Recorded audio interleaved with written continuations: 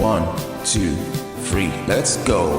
Wednesday afternoon, hoping you will tune into our show. Interpretations on things. And very often one party might have what they call it extroverts personality, quite a strong character type personality. The other may be a little less like that, maybe a little bit more introverted. But again, vive la difference. People can complement each other. Yeah. The problem is, and this is the point I was making in response to your question, there is a narrow line between somebody saying, well, look, hang on a minute, you're always saying we should do this, we should do that, we should go there, because maybe somebody's very good at coming up with ideas to keep things fresh, go to interesting places, interesting holidays, and so on. Right. But if they fall out at any stage, the other party could say, well, we only ever do what you want to do, and you're controlling me. And that could be interpreted in that way, even though the person making those suggestions would say, well, I'm only suggesting stuff because that's what I tend to do. We tend to operate in that way. So I think there is a danger that if someone is a bit too enthusiastic about suggesting what a couple do, where they go, what they see at the cinema, whatever, they can be accused at some stage of being controlling. And I think that's probably the thrust of your question, that, is it not right then for not just a man, is it right for one party in a relationship, whatever, whether it's man, woman, or if it's two men or two women, whether for one party to perhaps take the initiative more and suggest the things they might want to do in their leisure time, where they go on holiday, but of course all at the same time making sure it's some sort of democracy, that both people get a choice. Right. But I think some people can, if their partner is often suggesting where they go, what they do, where they go to eat, they can think, well, it's always what you want, and it probably isn't meant to be like that at all. Now, that's not really answering your question. I'm just simply saying that people can be accused of being controlling when all they're doing actually is expressing their personality, which many folk would say, that's great, there's always ideas you're coming up with, and we do this, we do that. As long as I have a say sometimes as well, that's great. So it should work, but I don't think it always does. I think people can be accused of controlling when that's not necessarily the case.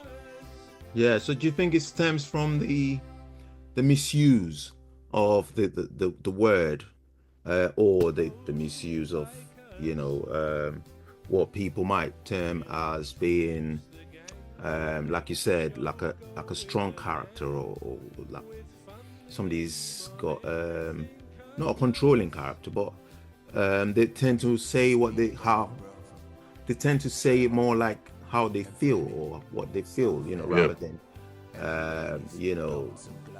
sort of tiptoeing around the main issue. Do you think that's where it stemmed from? Because I don't get. All right, so there are controlling behaviors, and which are bad.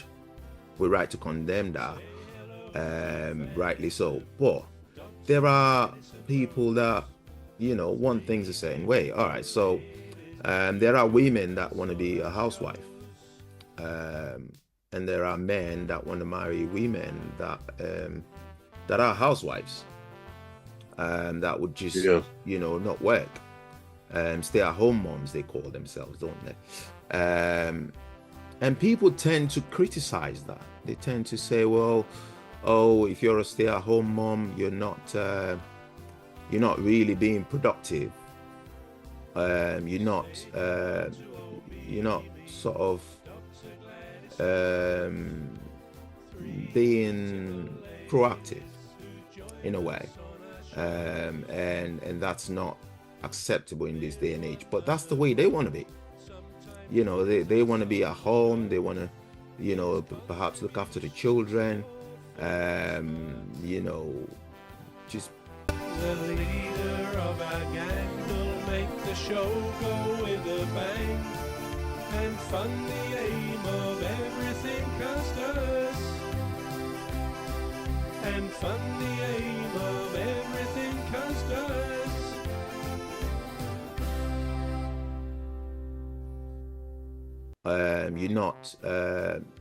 You're not sort of being proactive in a way, and that's not acceptable in this day and age. But that's the way they want to be. You know, they want to be at home. They want to, you know, perhaps look after the children. You know, just be a mom that stays at home. And I don't think there's anything wrong with that, per se. However, the society looks on it. The society that we live in would see it differently, wouldn't they? They would see a problem with that. They would say, well, you know, a woman should have her own career. What if anything happens? What if the relationship breaks up? You know, she'd have no way of fending for herself. Or what if, you know, the man, she becomes a widow? Then, you know, she doesn't have something to, like a career or whatever, to fall back on. Yeah, what if that happens? What if there's a lot of what ifs in life, isn't it? So what if that happens? What if that doesn't happen? Why does it have to be conventional? I don't know if you know where. Well, it doesn't have to be, does it? Who says it does have to be? Well, yeah, exactly. It doesn't have to be conventional.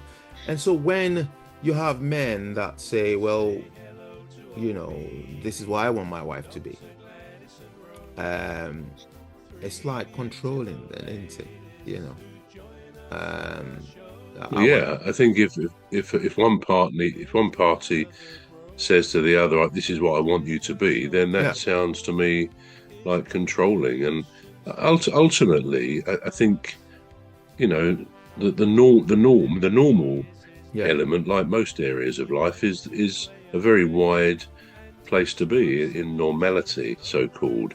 And it is up to each couple to make it work for themselves. Yeah. I don't think you can stipulate as a society what a relationship needs to be. I think our society, most Western societies, would say that for the sake of children are best brought up in a sort of a, not necessarily the nuclear family, you know, of husband, wife and kids, but in a family setting, children are probably best placed to be in a secure family setting. So that's kind of the chosen way. But of course, there's many normal variations, as we know, within that, blended families and all sorts of similar things. So I think it's up to each couple, each family, to work it out for themselves without taking too much notice of others, provided they're not doing things illegally or that are hurting anybody else.